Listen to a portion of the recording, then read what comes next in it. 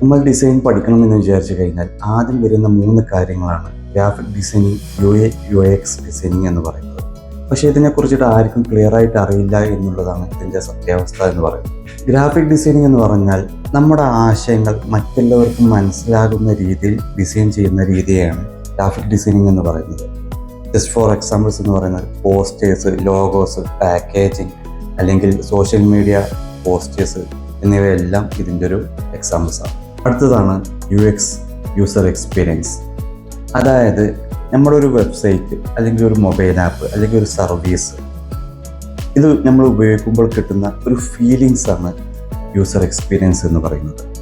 For example, നമ്മൾ മണി ട്രാൻസ്ഫറിന് വേണ്ടി ഉപയോഗിക്കുന്ന 2 മൊബൈൽ ആപ്പുകളാണ് ഫോൺപേ, ജിപേ. പക്ഷേ നമ്മൾ ഏറ്റവും കൂടുതൽ യൂസ് ചെയ്യുന്നത് ജിപേ ആയിരിക്കും. എന്തുകൊണ്ടാണ് നമ്മൾ ശ്രദ്ധിച്ചിട്ടുണ്ടോ? അത് വളരെ ഫാസ്റ്റ് ആയതുകൊണ്ടും സ്മൂത്ത് ആയതുകൊണ്ടാണ് നമ്മൾ ജിപേ യൂസ് ചെയ്യുന്നത്. അടുത്തതാണ് UI ഡിസൈൻ, യൂസർ ഇൻ്റർഫേസ്. അതായത് നമ്മൾ മൊബൈൽ ആപ്പിൽ കാണുന്ന ബട്ടൺസ്, ഐക്കൺസ്, ഫോൺസ്, കളേഴ്സ് എന്നിവയെല്ലാം ഇതിൻ്റെ ഒരു ഭാഗമാണ്. ചുരുക്കി പറഞ്ഞാൽ UI എന്ന് പറഞ്ഞാൽ ലുക്ക് ആൻഡ് ഫീൽ ആണ്. Thank you, keep support.